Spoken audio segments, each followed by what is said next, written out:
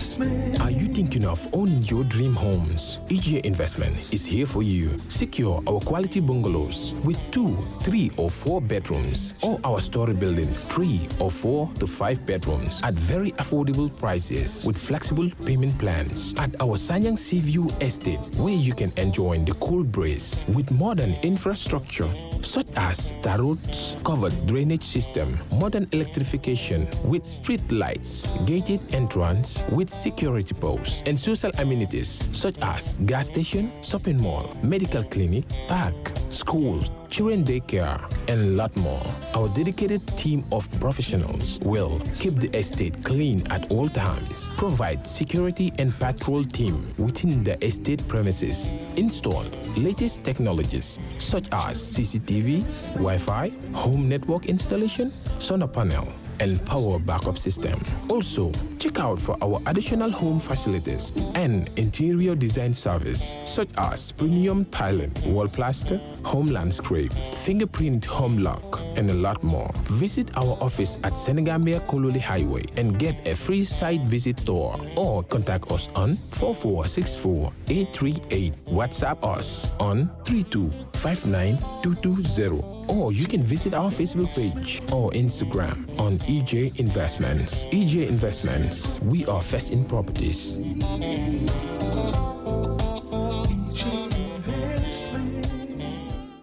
All right. Honey, did you remind him that the last time he sent the money, it was not enough to buy all the provisions?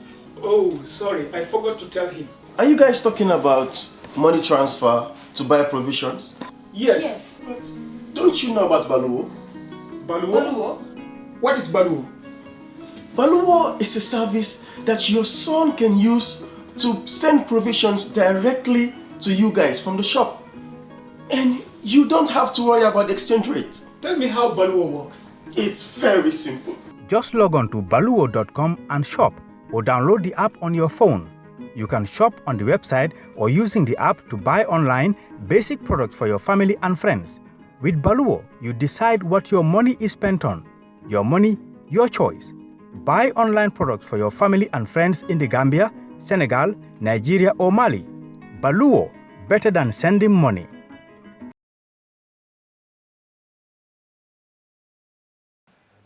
We're here gathered to address the burning issue of the day, which is the commodity price rise in the advent of the COVID. I will deliver a press statement to that effect to indicate our activities in this important matter. Good afternoon, all of you, all the media houses here present, heads of the trade support institutions, my Honorable Minister of Information, thank you for gracing the occasion, ladies and gentlemen, and all other protocols respectively observed. I welcome you to this press briefing organized by the Ministry with the support of the key trade institutions and allied government ministries such as the Ministry of Information and the Office of the Government Spokesperson, the GRA, the GPA, Maritime Agency, and the Gambia Competition and Consumer Protection Commission. The purpose of this gathering is to inform the general public on the observations made by the government through my ministry on the recent increase in the essential prices of essential commodities and the subsequent steps taken by the government regarding the price hikes. From the onset, let me take this opportunity to reassure the general public of the government's commitment to improve the welfare of the Gambian people, especially during these unprecedented trying times of the COVID-19 pandemic. In this view, my ministry in particular and the government in general will continue to do everything legally possible and within its powers and means to ensure that the essential commodities are available, accessible, affordable to the citizenry. Ladies and gentlemen, our findings and observations reveal that as we continue to live in the COVID-19 pandemic, the virus disrupted global supply chains, resulting in very high freight costs. The freight cost of a 20-foot equivalent container has increased by more than 100% since November 2020, from an average of 2,750 per 20 feet cubic container to 5,750 currently. The pandemic has also scaled down the global production level and caused high prices of essential commodities in the international market. The international commodity prices have been surging from April 2020, about a year ago, and the price of oil, which is a major determinant factor on commodity prices, continued to rise from a slump in the mid-2020. The price of a barrel of Brent crude was $42.30 as of November 2020, and as we speak today, as of 13th of April, is $63.8, an increase of 50.83. Let me just emphasize the role of oil in the international trade. All the shipping companies, all the mobilities, all the supply chains are linked to oil. So oil prices is one of the bedrocks of the international trade. Once you have one of the key determinants of this element gone up by more than 50%, it is a natural process that this cost will pass through. The Gambia is a net importer of food, like many other developing countries, is now feeling the economic impact of the pandemic in the domestic market in the form of price hikes. We have looked at the key elements of the essential commodities, such as a bag of rice. And for that, we take the broken, 100% broken, which before the pandemic used to cost at international prices $380. Currently is at $440, which is an increase of 15.7. And when you translate a bag of rice at these international prices, it is $1,100 per bag. Cooking oil, 20 liter, before the pandemic, $17, currently $24, which is an increase of 41.18%. At the Dallas level, the international price of a cooking drum 20-liter oil is $1,200. Frozen chicken per metric ton was $850, currently is $1,100, which is a 29% increase. And translated into dollars is $55,000 per metric ton. The freight cost of a 20-foot container, as I have mentioned before, has increased by 109%. Cement. The cost of a metric ton of cement prior to the pandemic was $49. Currently at the international level, $76, which is an increase of 55%. Translated into dollars, a bag of cement is, on a cost of the cement alone, is $190. The associated freight of that has increased from $18 to $43, which is 138% increase in the freight associated with cement. And translated into dollars is $43 per bag. So effectively, that translates to the price of a bag of cement at the port of Banjul from overseas and in the international market at $233 per bag. These are translated at an exchange rate of $50 per dollar as of today's rates. As can be observed from above, these external factors account for more than 80% of the increase in the domestic prices. These external factors are the principal cause of the increase and are beyond our control and can only be ameliorated when the global production and associated shock to the supply chain recovers. According to the World Food Programme, as of April 16, 2021, food prices in West Africa have jumped by more than 30% since last year, to their highest level in nearly a decade due to coronavirus lockdowns and a decline in production. The Economist Global Commodity Index for food has increased by 39% in the year to April 13, 2020. This was sourced from the Economist magazine as of 17th of April on Saturday. Ladies and gentlemen, it is worth noting that despite the external factor on domestic price of commodities, to which to a large extent are beyond the control of the government, some of the internal factors may have also exacerbated the situation. These include the demurrage charges as a result of the congestion at the port, the reintroduction of the 20% reduction of the indicative values of the CIF by the GRA, and the registration fee by the FSQA, which is the Food Standards Body, by the food establishment, and some local fees charged by the shipping lines. Ladies and gentlemen, my ministry is aware that the increase in food prices can have a major impact on the living standards of the low-income households, which generally spend most of their income on food. In order to ameliorate the suffering of the people, my ministry and the government in particular has led a concerted effort to contain the price hikes. We commenced work on this phenomenon in January 2021 through conducting a diagnostic local study and have briefed the National Assembly Select Committee on Trade on 4 occasions, as well as briefed the Cabinet on this matter.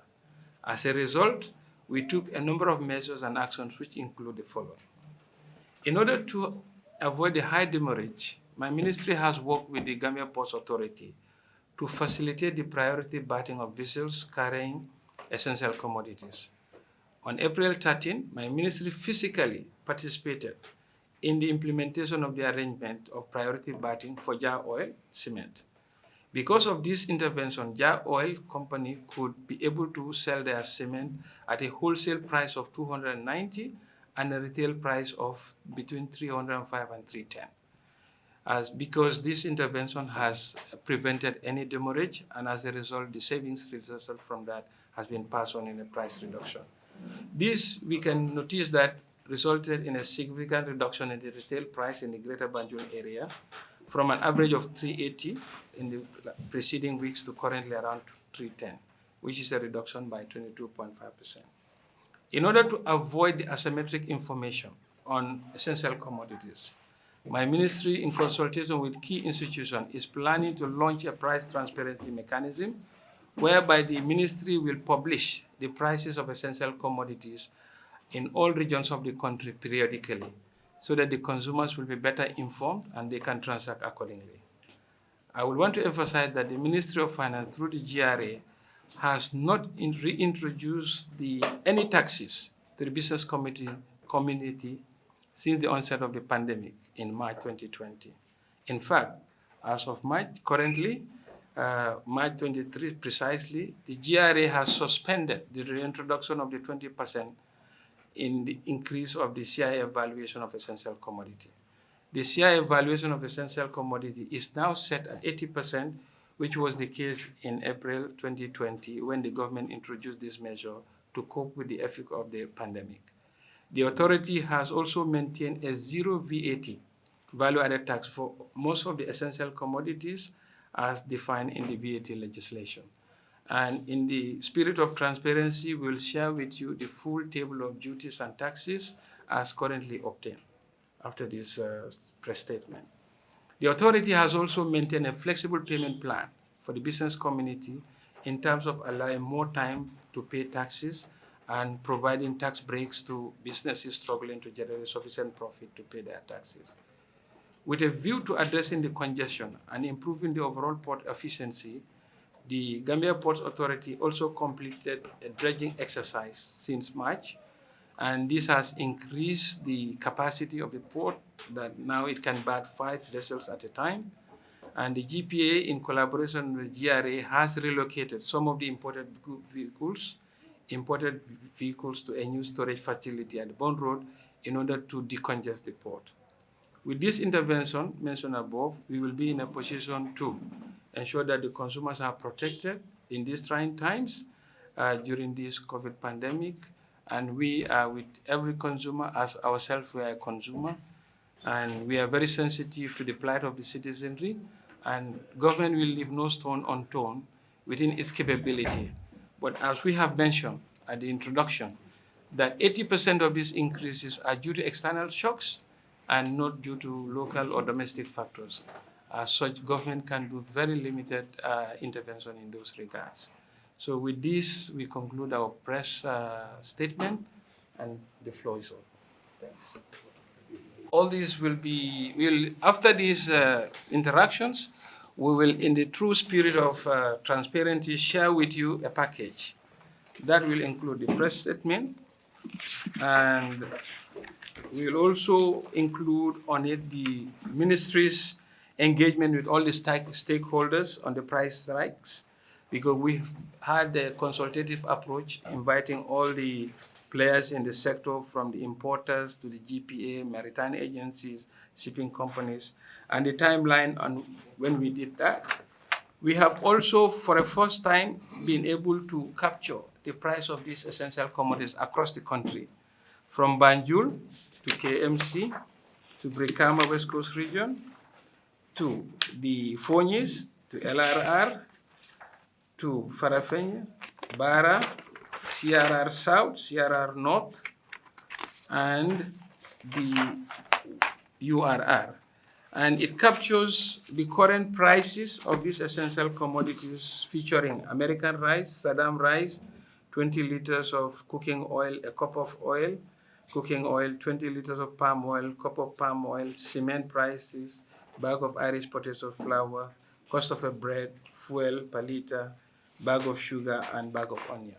Just to be assuring the population at large that we are fully engaged and we are putting all resources at our disposal to acquire the necessary information in order to manage the situation. Thank you. Thank you very much, Honorable Minister, for that lucid statement governing the state of affairs of recent price situation of basic commodities. From there on, now we will go to the questions and answer session of this press conference, one question at a time, unless if you have a follow-up question where you feel your answer wasn't fully, the answer provided didn't fully answer your question. One question at a time, please. You stand up, you identify the organization or the news medium that you represent, and your name and the medium you represent. We can start. The levy for a 20-feet container will be increased from $510 to $2,430. And for a 40-feet container, it's from $1,021 to $4,050, and this is representing 296% increment. So, can you help us understand if this is as a result of external factors? And my second question will be, in terms of the powers that you, the Minister, have as the Minister of Trade on essential commodities, can you help us understand where the Constitution vested these powers in you to bring to put a control or a frame or a ceiling for prices of basic commodities? Can you help the public understand what powers have you got in the Constitution for you to put prices on basic commodities? Thank you. All right, thank you very much. The GMA is a local company, it's a local agency, and the associated increase is the 20% that are attributable to local factors. They are not due to international factors, and as I have mentioned, international factors are any factor that obtains before the item lands at the shipping port in Banjul. All other parts within the jurisdiction of Gambia are the local factors, and we have been able to ascertain them to comprise about 20%.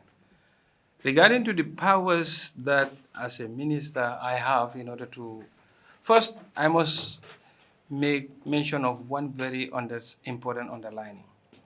The issue of price controls, to which your question alludes, does not obtain in the current free market paradigm that this country is following.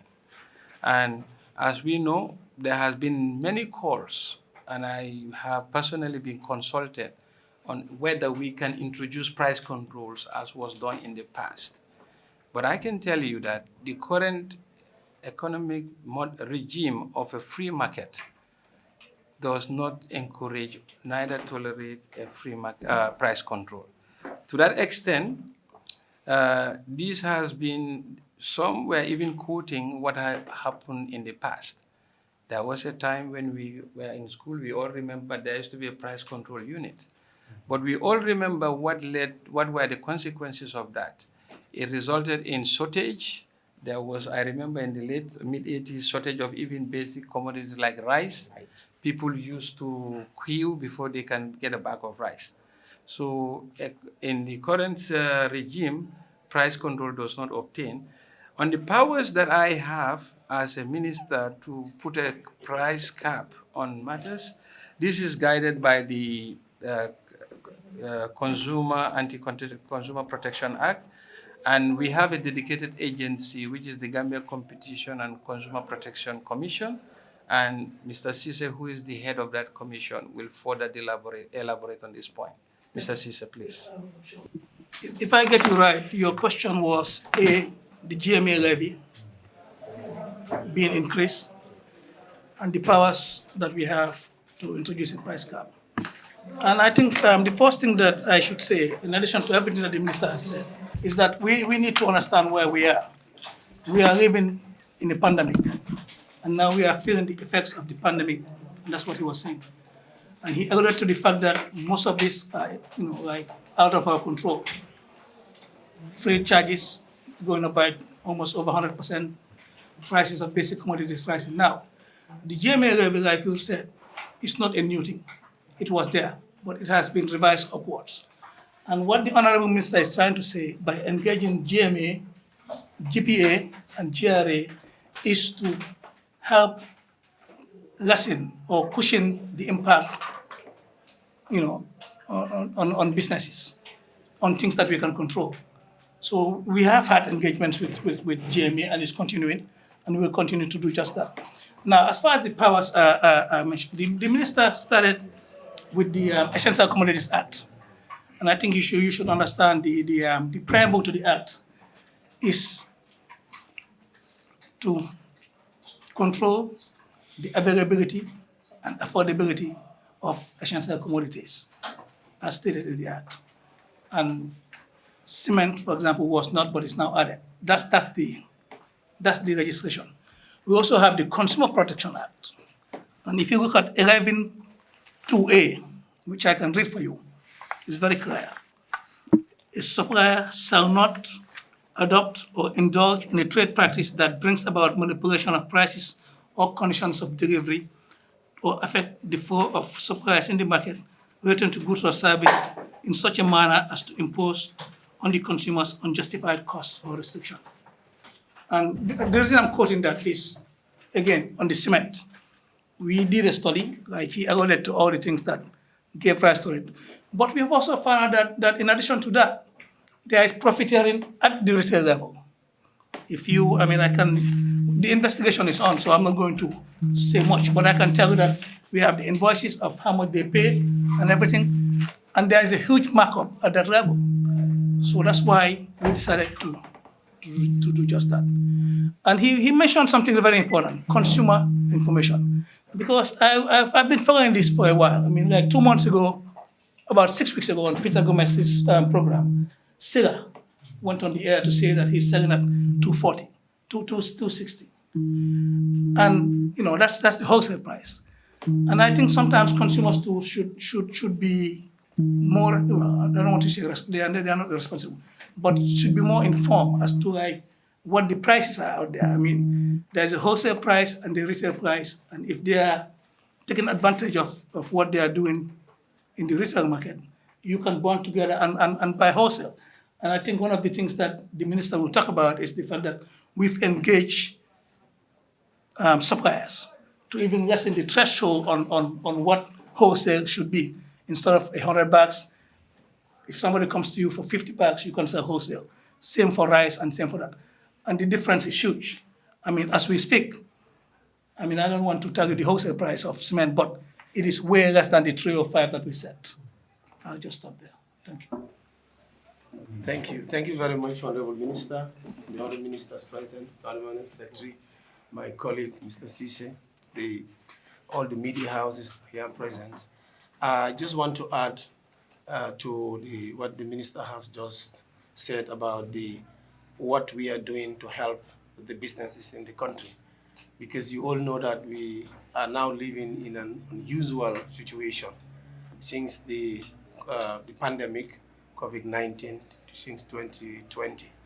And as an institution, we realized that we are one of the institutions that is most affected in the sense that we collect revenue, and where we collect revenue is based on two areas. That is the international trade as well as the domestic revenue. And because the pandemic has hit different areas and it makes our works difficult, so we have to work in consultations with the Ministry of Finance, which is our parents' ministry, to come with some form of incentives that will be available to the business community, so that we can see ourselves out of this current situation. And one of the things that we did at the time, we agreed with the ministry, was the 20% the minister just mentioned. We agreed that 20% of the CIF value will go off, and then the remaining amount is what the calculation will be based on that. If you understand the way the procedures in terms of international trade and customs values are calculated, they are based on CIF. Maybe what that simply means is cost, insurance, and freight. All the goods that comes into the country, when you are applying the taxes based on CIF, cost, insurance, and freight. And that is the value that the 20% is going off. It means that it's going to make it cheaper for the importer. Instead of the 100%, you are taking 20% out, and then the balance, that is the calculation, will be based on that. And we are thinking that, or we thought at the time, this will be very helpful to the business community, and it will also reflect on the consumers, because at the end of the day, it's all about costing. So that was one of the things we did.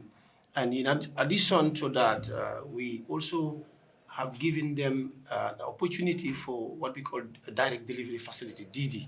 It means that for those who are not very much involved in the international trade, if you have a goods at the port, you take care of the expenses of the ports and other stakeholders. Your goods are there, and at the time we know life is difficult, you don't have the money to pay, you will apply, and then the GRA will give you what we call the facility, direct delivery facility. You will have these goods taken out of the port to your premises or to your shop, and you can make sales after 30 days, then you can come back and pay. And I think this is a big burden, that was lifted from the heads of the business community, in the sense that instead of you pay upfront, we are now allowing you to take the goods with you, and then after 1 month or 45 days, you come back and settle it. So if you have another one, you do a similar one. So this was a welcome idea, and it helps a lot of businesses at the time. And I also want to mention that the customs, when you have your goods on international trade, you pay duty, but you also pay VAT, value-added tax. You have value-added tax on international trade, and you have value-added tax on domestic taxes as well. So the one for import, most of the basic food commodities, they are zero rated. This is already in the IVAT Act, and things like, for example, rice, there is no VAT. Things like onion, there is no VAT. Things like potato, things like vegetable oil, etc. They don't have any VAT. That they don't pay any VAT. It's zero. The only thing they pay is the duty. And I think the minister mentioned, you get a copy of that, we will make it available to you. And I think this is also really helping the business community, because we have to come together, to do whatever is possible. We have seen what is happening in other countries. We are also doing the same. Every other department or institution or ministry, we are all doing our utmost best to make sure that we see ourselves out of this current situation. So at the level of GRA, these are some of the things we do. And when you look at even the level of domestic taxes, the taxes that we used to collect from other places, we have come with a lot of incentives for the business community. For example, the people who have tax arrears before the COVID, we have given them opportunity to come forward and tell us the mode of payment, which was not the usual norm, but we decided to give them that facility because we know that we live in an unusual situation. And a lot of them turn over and then they tell us, this is what I can pay. For example, if you owe us 5 million, you said, how much can you pay per month? How much can you put on a down payment? And we do have an agreement with them. And this has extended even to those who have some outstanding for international trade as well. So we have a flexible time payment plan for most of the businesses who are interested in that. And not only that, even those that were involved in aviation, the jet fuel, when the pandemic starts, there was no flight going. So imagine you import a lot of jet fuel, and this you spend a lot of money through the bank transactions, and now the fuel is there, you cannot, get your money. And situations like that, they came. We have given them a break, a tax break for a period, not telling them not to pay at all, but giving them a time until when life come back to normal. And we can see a couple of months ago, flights have started coming. They can sell their jet fuels, and they have started payment. And there are businesses that are also around that are finding it difficult, and they don't have the cash flow. After consultations, we have given them a tax break for a period of time. For example, I'll give you a good example like ferries. At a time when life was very difficult for in terms of cash flow, we've given them a tax break for a period of time. After which, when they started getting some cash, they started, paying. And this applied to a lot of other businesses. So as an institution, we've done a lot, and together, every other sector, collectively is government. So we have done a lot, and we'll still continue doing a lot. Whatever is possible to make sure that we work together and we see ourselves out of this pandemic, we will do that. At this point in time, Honorable Minister, I just want to say, among other, we have done a lot, but these are a few things that I want to share with them so that they know in general that we are doing a lot of work behind the scene. Maybe some of the information you don't get, maybe some of the information you got. But these are some of the things that we've been doing as an institution. So I just want to take a break here until... I also want to buttress the question that you asked the Honorable Minister, and you used Jamie. You see, what we do is we have a cost structure of the elements that are involved in pricing. And the Honorable Minister mentioned the ports. They're not here. But port efficiency has a lot to do with what you are doing, and the steps that he's taking to avoid businesses, for example, incurring demurrages is something that will have a bigger impact, let's say, than what they pay to GMA. And I think that needs to be acknowledged and understood. Question will be to the Honorable Minister of Trade. Because we know that as we speak currently, there is zero tax on rice. Like importers of rice in this country are not paying tax. There's zero tax on it. And that when the government bring this proposal or this mechanism or this framework, it was meant to support the local people, to support the local people in terms of affordability of rice. But from 2018 today, the price of rice has never gone down. It's increasing and it's fluctuating. So are you going to consider that decision? Because as a country, we are also losing tax. And that the benefit of this or the purpose of this, according to a lot of people, has not been achieved. So will you consider going back and revise this policy to ensure that the people importing rice are going to be taxed so that the country will not lose this money? And also on cement, because we know that the scarcity of cement was also owing to some of the people who are rebagging, because we know that there is no company that is manufacturing cement in this country. All of them are rebagging cement. And that, okay. Okay, and that we know that the major players in these are Jar Oil, Salam, and Gassen, right? And then one individual who is linking with Sokosi to bring cement here. And that when the Senegalese truck drivers and all of people are facing problems in Senegal, it has hampered the process of importing it from Senegal. And that Jar Oil, according to what I understand, have also been struggling to sign a contract with their suppliers. So again, a government decision. Are we going to see the cement market will liberalize where more players are going to come in and then there is high competition? Thank you. Well, thank you so much. Yes, that's a very good question. You see, the price of a commodity is determined by a number of variables. Among them is duties. Among them is exchange rates. So freight cost. You have local factors like demurrages and others. So it is very difficult because duties have been taken away, and it is assumed that the implicit cost of that is not being enjoyed by the consumer, because we are looking, you see, one very important thing I must emphasize, there a difference between nominal prices and real prices. You see, this decision was made a couple of years ago. And inflation is an inherent part of any economy.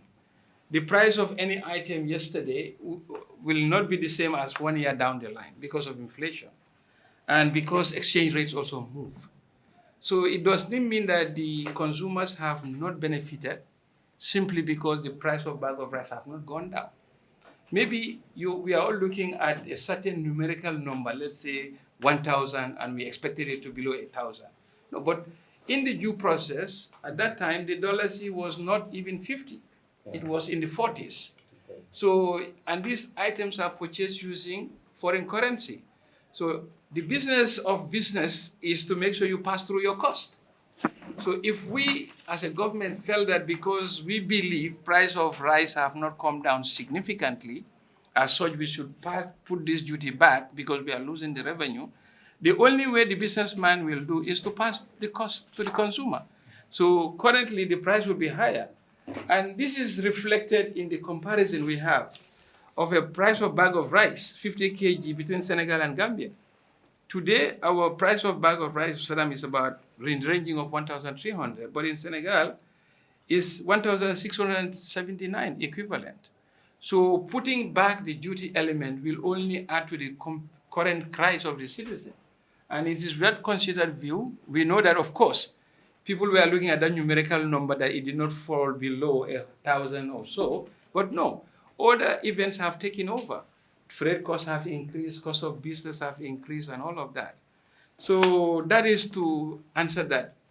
If government wants to say, because we're losing out, and as such we should bring it back, the only way is we'll have prices in the level of Senegal, which is 1,600 for a bag of rice that costs here 1,300. So just to inform us all here, we have taken a considered view of what obtains in the region. So in Senegal, as we speak today, a bag of rice of similar, which costs 1,300, costs 1,679. A bag of sugar, which costs 1,406 average, costs in Senegal 2,485. Flour, 1,300 in Gambia, Senegal 1,581. Cooking oil, 1,425, Senegal 1,854. So these are factors which we are in an international setting. And what is happening is not unique to Gambia. That's the whole thrust of the message we want to communicate. To say we feel it, but unfortunately, is the economic shock. Nobody has lived through a COVID. And COVID was a health crisis at the beginning, but it's now an economic crisis. And the full economic crisis is being felt now. And as we all know, in economics, you have lagging effects. What you do today, you don't see the results today. Maybe 6 months before it feeds into the pricing system. So that is your answer on the price of bag of rice regarding the duty element. For cement, this is a very good question. Cement has a certain character. It's bulky, it's hard to transport, and is not very fungible. By that I mean is it has certain processing time. We as a government have liberalized the cement market. There is no restriction on who can bring cement into this country. Yes. You know, and we want to support our local industry. First, a point of correction. Not all the players in the cement market are just baggers. Salam has actually commenced processing cement. He brings in limestone, clinker, and crush them, convert them to cement. That have started. My Directorate of Industry is actually engaging in order to support these industries. Our whole objective is for them to scale up so that they can benefit from what I mentioned earlier as economies of scale. As we speak, part of the intervention we did with the ports was for the ports management to physically remove a ship containing containers out of the harbor for a ship that belongs to Salam, which has 38,000 metric tons of clinker to dock. And that's why we have seen prices of cement come down from 380 to now 210 at the retail end and 290 at wholesale. And again, what we want also, we want the consumers to be better informed. If you want to buy a bag of 50 bag of cement or 25 bag, you can partner with somebody, you know, to go and join together and buy a larger quantity, you benefit from the discount that you can transact at the wholesale level. And I am on record, we have spoken to the cement producers to say, anybody who comes to buy 50 bags of cement, please sell it at wholesale for them. So I hope that answers your question. Okay. Yes. We'll allow 2 more questions, and then, unless if the Honorable Minister of Education has a statement, that would bring us to the end of this press conference. 2 more questions. More questions? Honorable Minister, okay, thank you very much, Honorable Ministers, senior government and civil servants, for your participation. Thank you so much, members of the press corps, for this very amazing press conference. Thank you. Thank you. Thank you for coming. When we touch down, better broke down.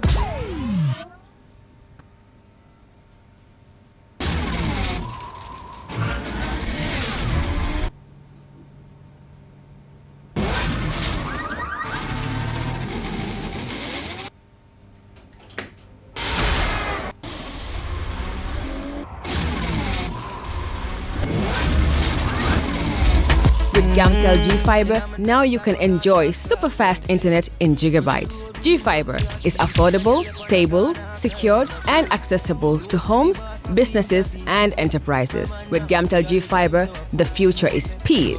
Gamtel, creating a brighter future in communication. So she became mine and see the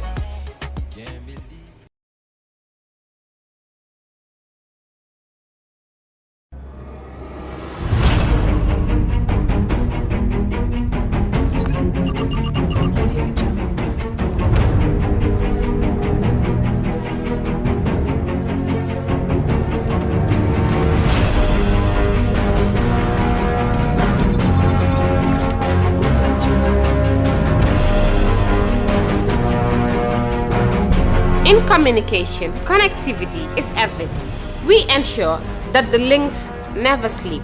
Quantities and qualities, all in our data service, providing efficient, reliable voice and data service. We believe if you're not up to speed, then you're going backwards. Communications have to flow as fast as the speed of light. Whatever business you're in, having someone who understands your needs is critical. That is why we just don't offer you technology, we offer you solutions. Enjoy Gamcel's internet broadband anytime, anywhere. Your national operator, Gamcel, Yaibaram.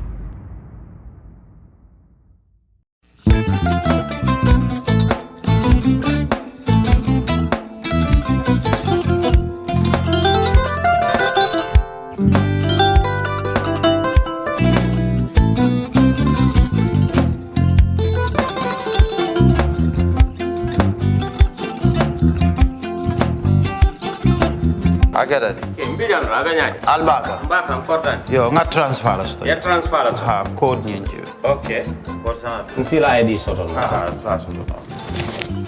Sorry. Agada di. Mbijan bro. Albaka. Mbaka. Bara alla service o tariaka. Ah, mbare. Mo ki janna nun kunu bara tariaka. Ah, janno mi yona forest de bureau. Gambia tonkon na no mbare ya bere. Ha. Birim koyna fo kato. Bari si kodo kino kato nim fo bolong labe. 56 branches mola sota Gambia jam. Ha? Ha. Gambia kono ani Gambia bantala bankol. Nka kodo kiya bere. Kodo sifa fo falindiro fo nyaadi lafta memmen na kodi to poto nin kodi maraw. Jannom number 1 ti nyonta. Andum fana nata another enterprise sotale. Wolam nyindi ko domorol fana kol fana be firale de dadi man domorol dir fana beteat. Gambia dawda yalo ngam fa kendol sotale je. Ha e wo moyo diat ha. Apelenta barka ba. Ni ma lafta nyelen kendol e binaji. Yalo bu kanila ko la barka ba. Yalo ndel chosano lo. Barka.